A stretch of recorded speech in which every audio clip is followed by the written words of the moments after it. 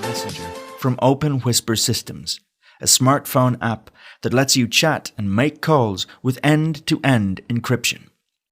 This video is provided for information only. It cannot replace the advice of a trained security professional. If lives or safety depend on your security, please seek the advice of an expert. So, surveillance has been in the news a lot over the last few years, and if you've been keeping up with that news, you may have thought to yourself, maybe I should start using encryption. And you may have avoided doing so, thinking that encryption is difficult or highly technical. We're here to tell you it's not. If you own a smartphone, you can start using encryption right away, and you can do so by starting to use Signal. Signal won't protect you in all situations, but it's definitely an improvement on using SMS or normal phone calls. And once you've started, you can take other steps to improve your situation further. This is a video about what Signal is, how it uses something called end-to-end encryption, and how it compares to other secure messaging apps on the smartphone software market. In the next couple of videos, we'll also be showing you how to install and use Signal on your iPhone or on your Android smartphone. If you want to skip to those tutorials, click on the pop-up message and then choose a video.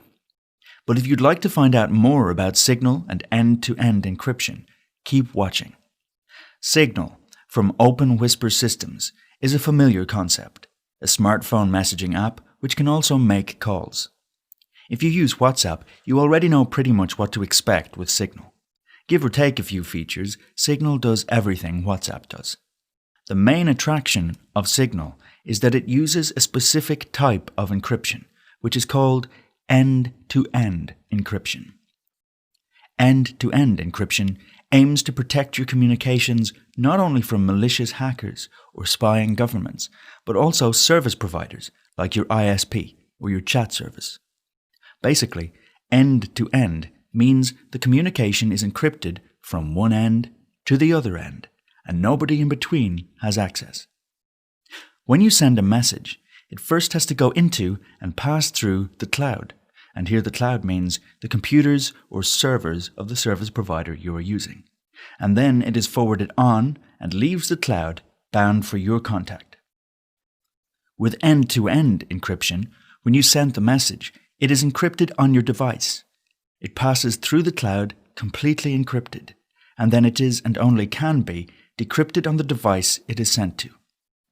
Many other apps use what's called client-server encryption, which means that the message is encrypted on your device and then it is decrypted in the cloud. And then it is encrypted again as it leaves the cloud and then decrypted again when it arrives at your contact's device. And it's worse than that, because the message doesn't just pass through the cloud.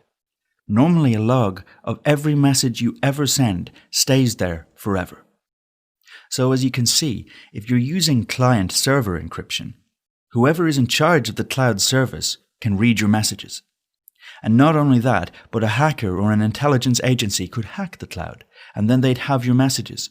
Or a government agency could use the law to coerce a service provider to hand over all of your messages. And you probably don't want that. But if you use end-to-end encryption, none of that can happen, because even though the message passes through the cloud, it cannot be read. And so all anyone sees is undecipherable code. Signal was one of the first apps to take end-to-end encryption seriously on smartphones. While other companies were happy to say, use our service and in return we can read your messages and serve you ads based on them, Whisper Systems said, our app uses encryption so that even we cannot read your messages. Signal might have been among the first, but it is no longer the only secure messaging app available. When Edward Snowden revealed the realities of mass surveillance in 2013, it created a huge market opportunity for encrypted messaging apps, and suddenly smartphone app stores exploded with hundreds of new apps, all claiming to protect your messages. Likewise, public demand for strong encryption began to put pressure on major internet companies, and they began to respond. In 2016, WhatsApp, Google's Allo, and Facebook Messenger all took Signal's encryption protocol, which is the part of Signal that does the encryption, and integrated it into their own apps. This means that if you use these apps, you are also using some of Signal's code. However, this doesn't mean these apps are just as good as Signal. All of them are still owned by companies who have a commercial incentive to capitalize on your private information. Facebook Messenger and Allo don't even have encryption turned on by default, and all three reserve the right to gather other information about you, whereas Signal is designed to collect as little information about you as possible. So if you care about privacy, you should still use Signal instead of WhatsApp.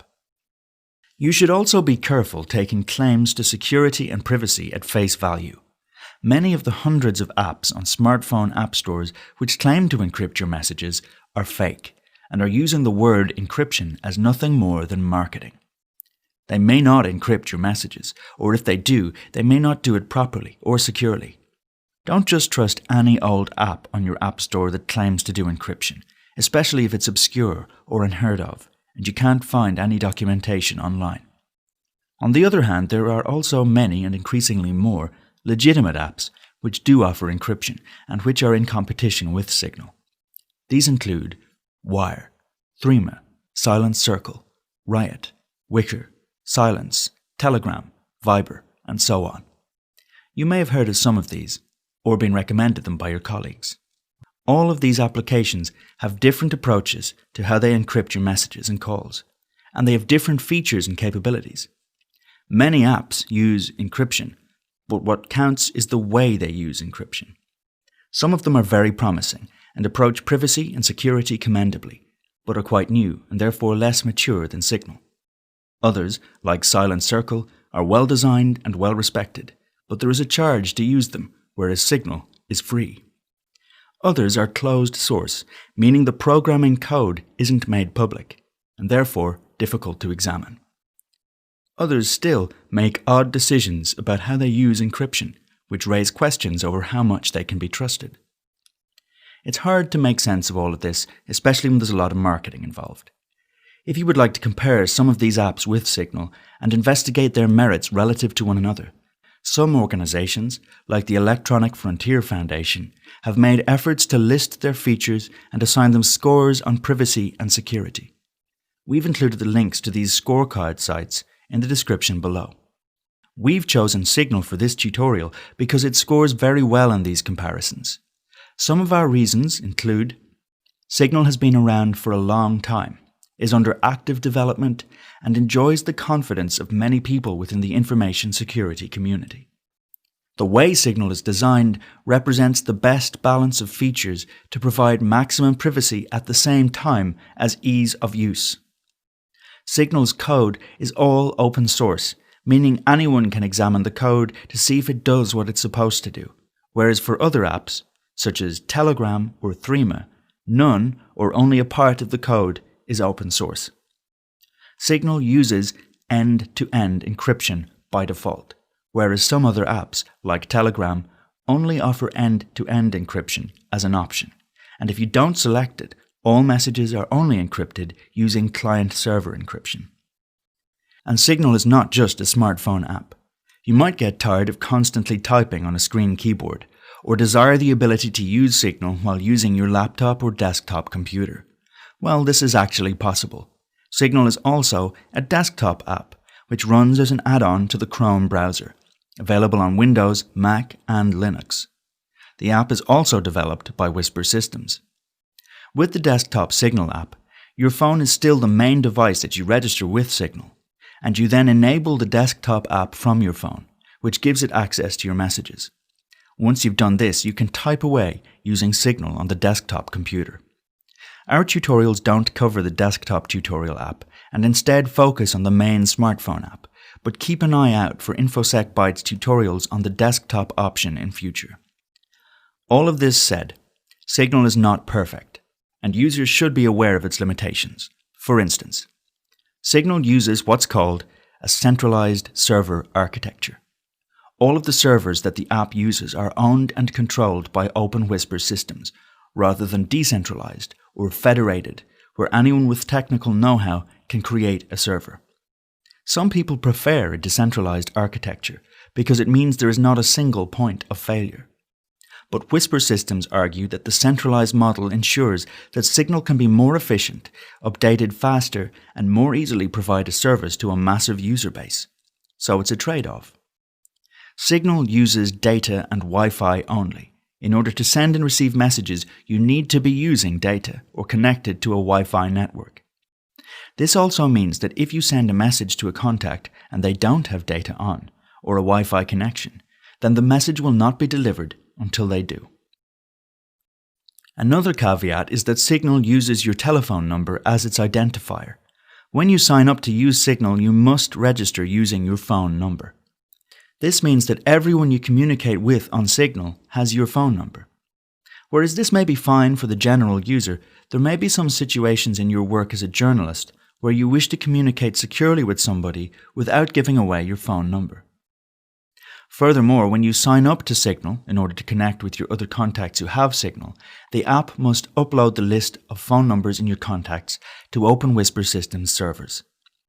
Efforts are made to protect your privacy while doing this by obfuscating the phone numbers using what's called cryptographic hash functions and deleting the list once connections are made. But there are limitations to this method, and ultimately using Signal means you must trust Open Whisper Systems a bit.